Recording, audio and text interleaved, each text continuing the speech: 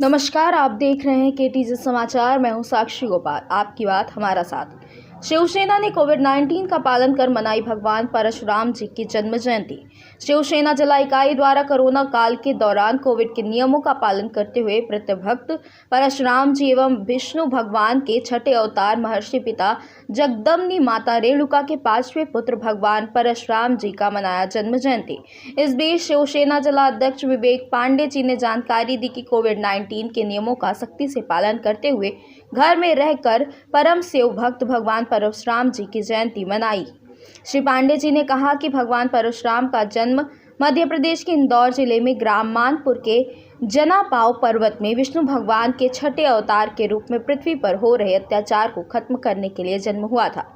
उस समय धरती पर क्षत्रिय राजाओं का अत्याचार दिनों दिन बढ़ता जा रहा था। सहस्त्रार्जुन जैसे अत्याचारी राजा प्रजा के साथ घोर अत्याचार कर रहे थे। ऐसे में धरती पर बढ़ते पाप को भगवान विष्णु ने खत्म करने के लिए आक्रोशित रूप में परशुराम जी के रूप में महर्षि जगदम्बनी के पुत्र एवं माता रेणुका की कोख से जन्मे भगवान परशुराम, जिन्हें आज भी हिंदू सनातनी शिव भक्त एवं पितृभक्त के रूप में जानते हैं।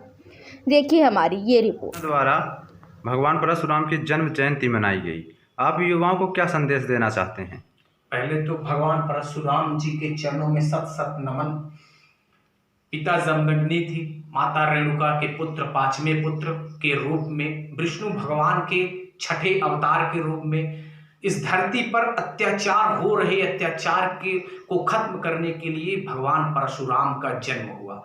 भगवान परशुराम एक ऐसे योद्धा के रूप में जन्म लिए जो कहीं ना कहीं भ्रष्टाचार, अत्याचार, उस टाइम पे सहस्त्रार्जुन जैसे अत्याचारी राजा थे जो प्रजा के साथ अत्याचार कर रहे थे, जनता के साथ अत्याचार कर रहे थे। उस अत्याचार को खत्म करने के लिए भगवान विष्णु ने जब देखा इतना घोर पाप बढ़ रहा है धरती पर, तो भगवान विष्णु ने छठे अवतार के रूप में जो है तो भगवान परशुराम के रूप में जन्म लिया। इस दरमियान भगवान परशुराम का जन्म होता है और इतने बड़े पितृभक्त माने जाते हैं कि अपने पिता के आदेश पर माता का पिता ने बताया था कि ऐसा है माता के बारे में, उन्होंने सीधे सर कलम कर दिया। इसके बाद भी भगवान परशुराम से जो है तो मांगते हैं, पिताजी कहते हैं कि बोलो बेटा क्या चाहते हो आप। तो भगवान परशुराम कहते हैं एक ही चीज करिए, मैंने माता का आपके कहने बिना पूछे जाने किस कारण बस आपने ये किया, मैं बिना कारण बस जो है तो माँ का सर कलम कर दिया। उसी तरीके से मैं चाहता हूँ कि माँ का सर फिर से जुड़ जाए। उसी प्रकार से माता रेणुका का सर वहीं पे जुड़ जाता है।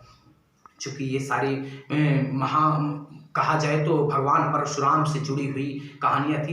रही बात आज के काल में, जिस प्रकार से कोरोना वायरस जैसी महामारी है, 100 साल के बाद कहा जाता है हमारे सनातन धर्म के आधार पर कि 100 साल बाद ऐसी महामारी आती। जब जब धरती पर अत्याचार और भ्रष्टाचार बढ़ता है तब तब ऐसी महामारी आती है और अत्याचारियों का विनाश करना शुरू कर देती है। तो कहीं ना कहीं ये बीमारी और वायरस प्राकृतिक की देन तो मैं नहीं, या तो मैं इंसान की देन, लेकिन कहीं ना कहीं ये इंसान की बनाई हुई देन है। आज प्रकृति के साथ, पशु पक्षियों के साथ अत्याचार, निजी स्वार्थ के लिए आप जो है तो पशु पक्षियों का वध कर रहे हैं, मार रहे हैं, अत्याचार कर रहे हैं। उनके साथ एक भी पशु पक्षी नहीं दिखते, कोई पेड़ पौधे सुरक्षित नहीं है। अपने निजी स्वार्थ के लिए आपने जंगल उजाड़ दिए, शहर बसा दिए, पशु पक्षियों को खाना शुरू कर दिया। ये सभी अत्याचार कहीं ना कहीं धरती पर जिस प्रकार से बढ़ते जा रहे हैं, ऐसे अत्याचार को खत्म करने के लिए आज धरती पर परशुराम जैसे योद्धा की आवश्यकता है। और आज धरती पर जिस प्रकार से पाप बढ़ रहा है तो हमें विश्वास है कि एक न एक भगवान रूपी चेहरा जरूर पैदा होगा। लेकिन जिस प्रकार से अत्याचार हो, मैं यही निवेदन कर रहा हूँ, अपनी प्रकृति को बचा के रखें और कोरोना महामारी के दौरान अपने आप को सुरक्षित रखें। आज मैं अपने घर पर मौजूद हूँ और घर पर मौजूद होते हुए जो भगवान परशुराम की जयंती मनाई है। और यही उम्मीद करूंगा कि जो भी हमारे हिंदुस्तानी भाई हैं, जितने भी हैं जिलेवासी भाई हैं, सभी माताएं बहनें सभी अपने घर पर रहें, सुरक्षित रहें, कोविड-19 का पालन करें। साथ में यही कहना चाहूँ, मैं अपने घर पर मौजूद हूँ तो मेरे ऊपर भी एक सवाल निशान पैदा होता है। मास्क के मामले में ये कहना चाहूँगा, मैं अभी घर पर मौजूद, मुझे उचित नहीं लगता मैं घर पर मौजूद हूँ तो मास्क पहनूं, लेकिन हाँ मास्क का जरूर उपयोग करें। जैसे ही घर से बाहर निकलते हैं, कहीं भी जाते हैं, लॉकडाउन खुलता है तो मास्क का उपयोग करें।